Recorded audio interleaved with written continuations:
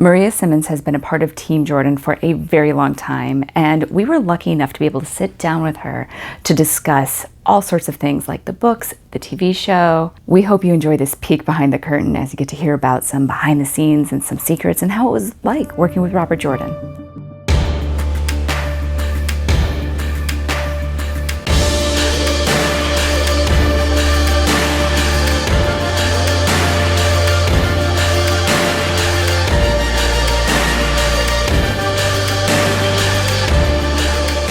Hey everyone, it is Kitty from Dragonmount, and before we jump into the interview, please like this video and subscribe to our channel. And as always, a huge thank you to our Patreon supporters and of course to our sponsor, Tor Books.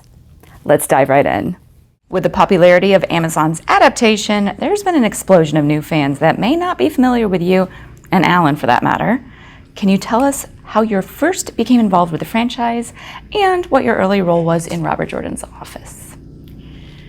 I first became involved in the franchise by sheer luck. My husband ran into Harriet on the street one day and asked her if she knew anyone who needed an editor. She replied, "No, but we could use help with some filing and fan mail." And shortly after that, we were at a party, and Harriet and Jim were there. Robert Jordan, Jim, I call him. And we talked and seemed to get along, and the next week I came home from my other job and had a message that Jim Rigney called, "He has work for you." And I started working. Although the first time I went over to start, there was a rock out front of the house and it said, "Go away." And I was, do I really need to go away? But I went in and I worked 12 hours a week answering fan mail and doing filing. I love it. So here we are at JordanCon, and I've had the privilege and opportunity to both sit alongside you and be in the audience panels and discussions you've had here over the years.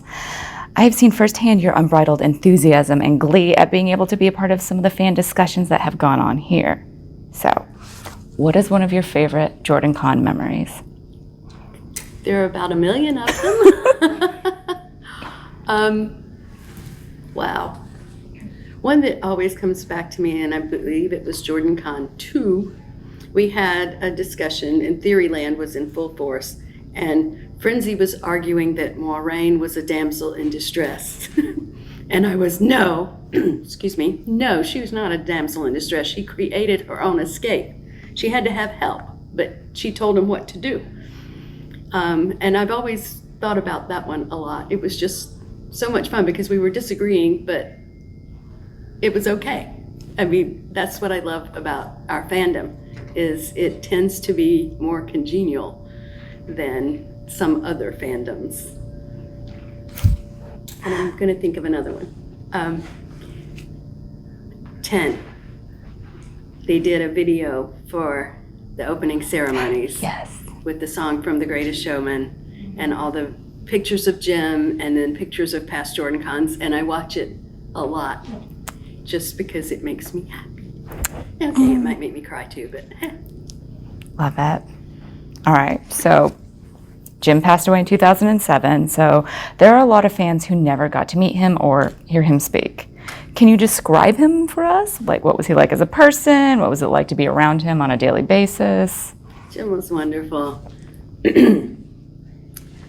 He would come in the office in the morning singing sometimes, and then we would have our little meeting, and then he would sit down to write, and I would go down if I had to ask him something or tell him something, and I would walk up to the desk and say, "Jim," and he would startle because he was so into it. He was just a wonderful man. There was one time I went in, and in our morning meeting I was talking about some problem I was having. I have no idea what it was now. But he's like, "Well, Maria, you ought to do this, this, this, this, and this." And I was like, "Well, I'm going to think about it." Not 10 minutes later, he came to the bottom of the stairs and was like, "Maria." I was like, "Yes, Jim." He said, "I'm sorry, I was being really patriarchal to you. You should do what you think is best." And that was really early on, and it really kind of sealed the deal that I wanted to work for him as long as possible. I love it. And he and Harriet were just such a fabulous couple. They would get in arguments, and it scared me at first, but that's just, they like to argue, and they never stayed mad. You know, it was a lot of fun.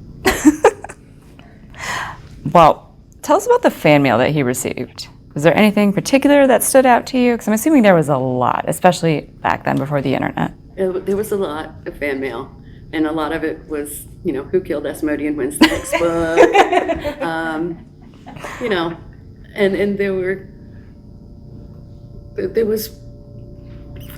was one where the writer was really distressed about Rand and Min's first intimacy, that he couldn't think he had raped her, you know, and everything. And I mean, there were like 3 letters, and we would answer and get another one. And they were just really unhappy at how that was portrayed, which I always was like, okay. So did you help answer the letters? Mm-hmm. The fan mail would come in, and you know, for the standard questions, when's the next book, we had standard answers.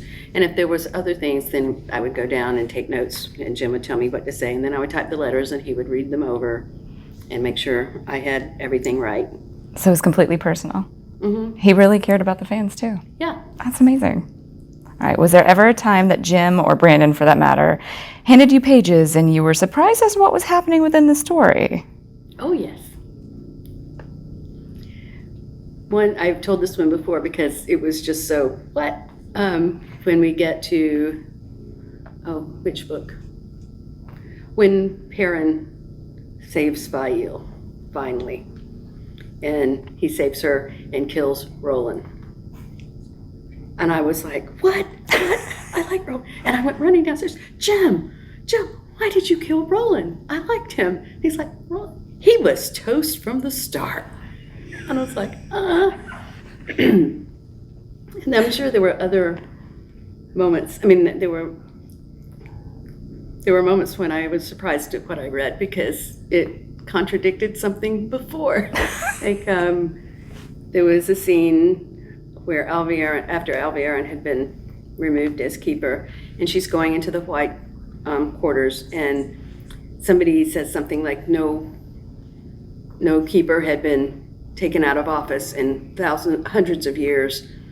And I read that and went downstairs and was like, Jim, you said nobody had been removed from keeper for hundreds of years. He said, yes. I said, Liana? He said,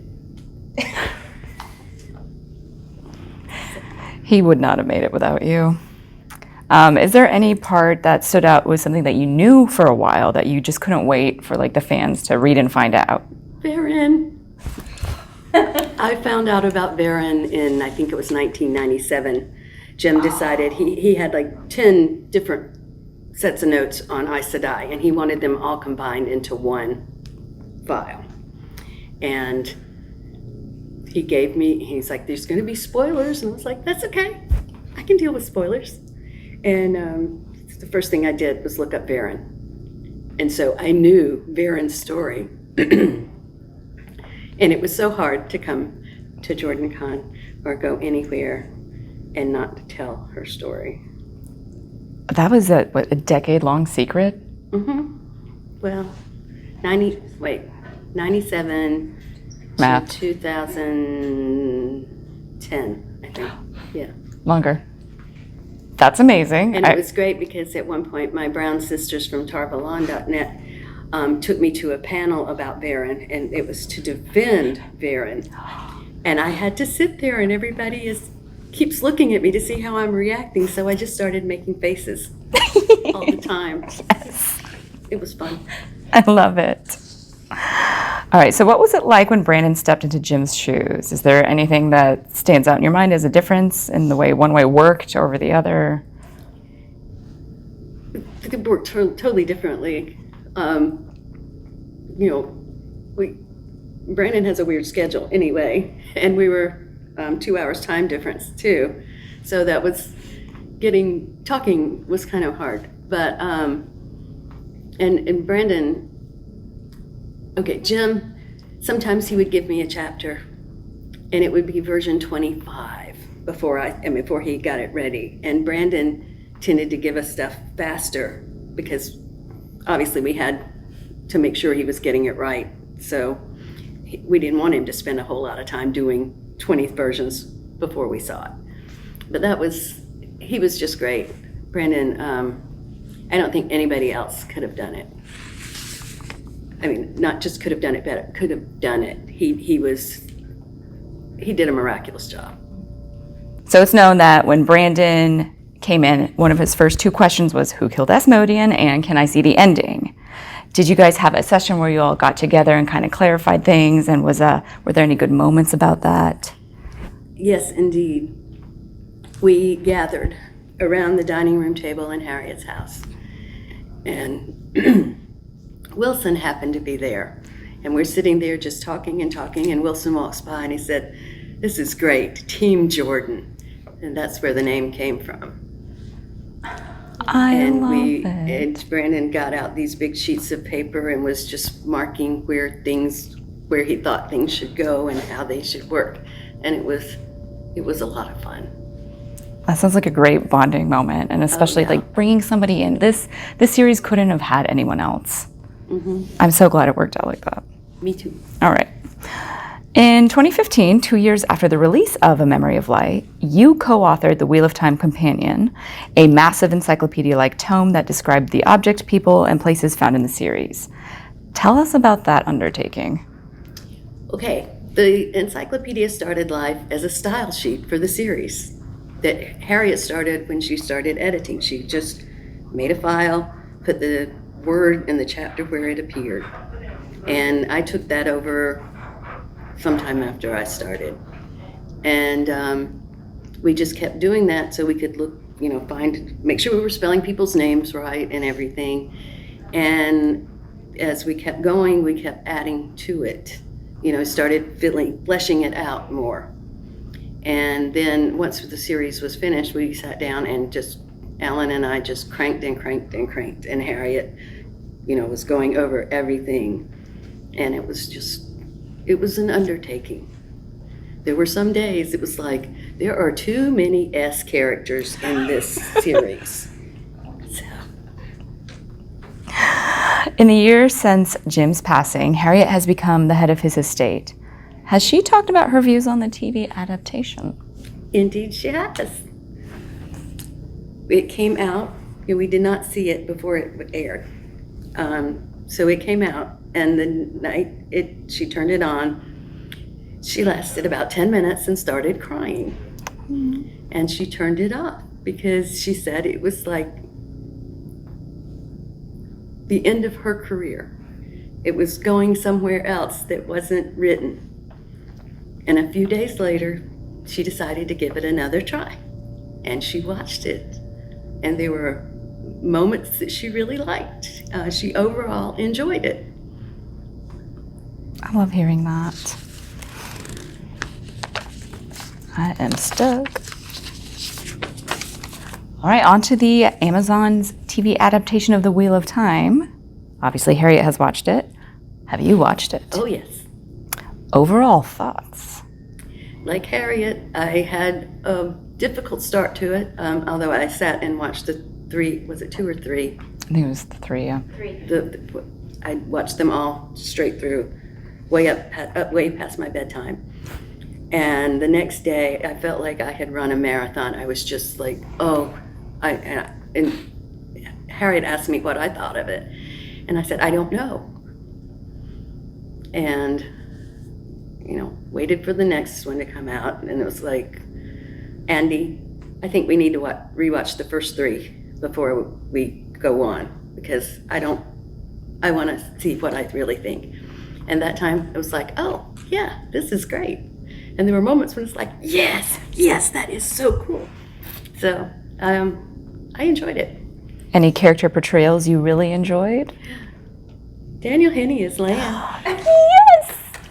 I love him. He is fabulous.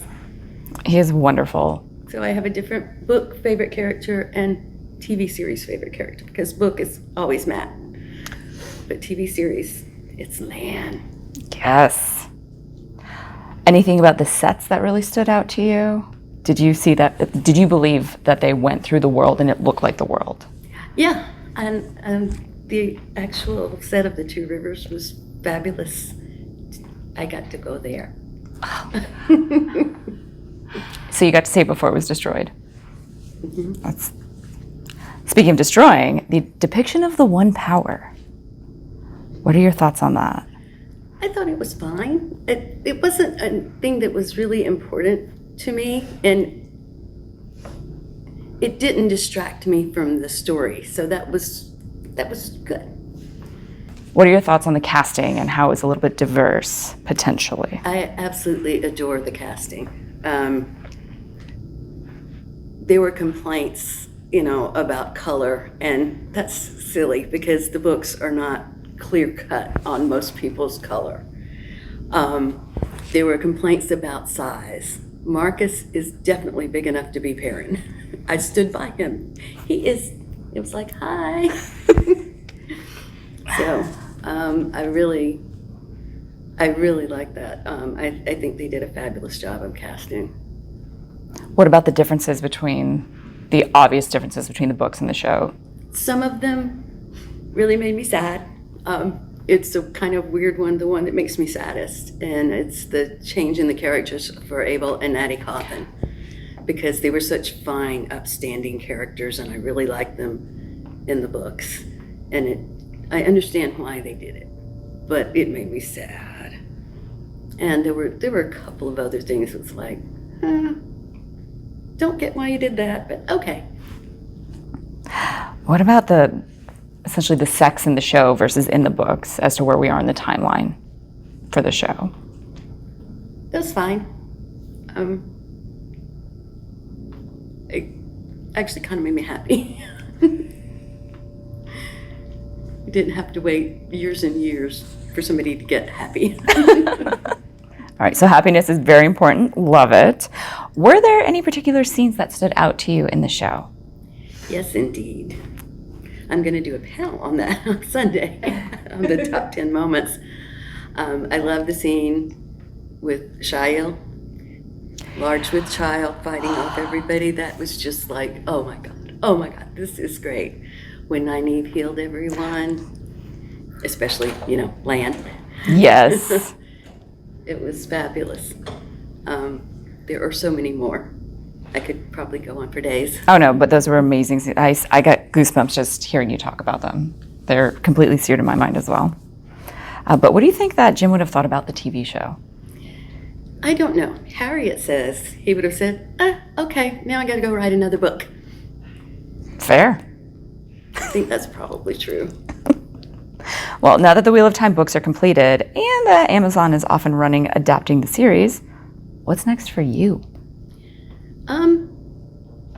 Mainly I manage the business and help Harriet with everything she needs. I had the joy of helping Michael Livingston, who is doing a book on the origins of the Wheel of Time. That was a lot of fun. It's a fabulous book. And just whatever comes up, I do. What do you do to unwind? What are your hobbies?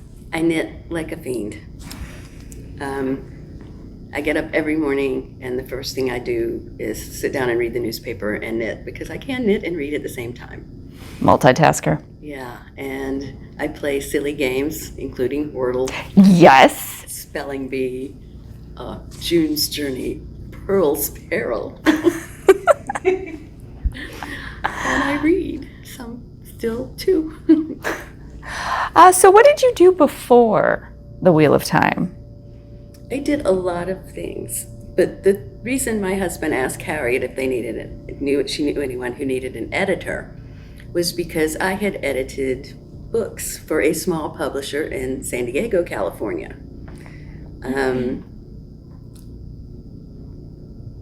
I was editing adult erotic fiction, which was interesting because we had to aim for a 5th grade reading level. We edited with Sharpies because you had to, if it didn't actually involve sex, it didn't really need to be there. It's like you couldn't have a whole page with nothing going on. So I did that, but video was coming into popularity then, and this company was going downhill, so I got laid off. And then I had a baby about a month later and did stay-at-home mom for 8 years. And then I got a job as the lunch lady at my children's school. And the nun who hired me, I did not tell her about my previous job. I was like, was that on your resume? No. I was doing both of those jobs at the same time, the school and working for Jim. And Jim decided that he really wanted me full-time. So as soon as Sister Carol Ann finally found somebody to take over the lunch lady business, I went full-time with Jim. So this last one is my own personal. What are your thoughts on Bella? Bella is the best. I think she's really the creator. Who decided to kill Bella? Harriet. Brandon had her in dire straits and was going to let her live. And Harriet said, no, the horse is not going to live. But Harriet loves Bella. It used to, once upon a time, her email address was involved Bella. And so after Memory of Light was published and we were working on the companion, we decided that, okay, maybe we shouldn't have killed Bella. So we're going to let her be and have a fine family. Bella is the creator. Yes, indeed. I think you're amazing. I think you're wonderful. Thank you so much for sharing this with us. It's been a lot of fun. I love it. Wasn't that amazing? Now, I don't know if a lot of you know, but Maria has been a part of JordanCon for years and years. She does volunteering, she does panels, she does knitting. She's a very busy woman, so we are incredibly grateful that she carved out some time for us to have that intimate conversation. As always, this is Kitty from Dragonmount. Thank you so much, and you heard it first. Bella is the creator. Bye. That's all for this episode. Thanks for sticking around till the end. As always, please subscribe to our channel and click the thumbs up button or leave a comment. We like comments, especially positive ones. If you have a friend who enjoys the Wheel of Time, tell them about Dragonmount.com and our show. Special thanks to our show sponsor, Tor Books, as well as to our Patreon supporters. If you want to learn more about how our show is made and get additional insights into the Wheel of Time, you can become a Patreon supporter. We have a lot of big plans for the show, and your contribution will go a long way to making them a reality. Be sure to follow Dragonmount on social media, and see you next time.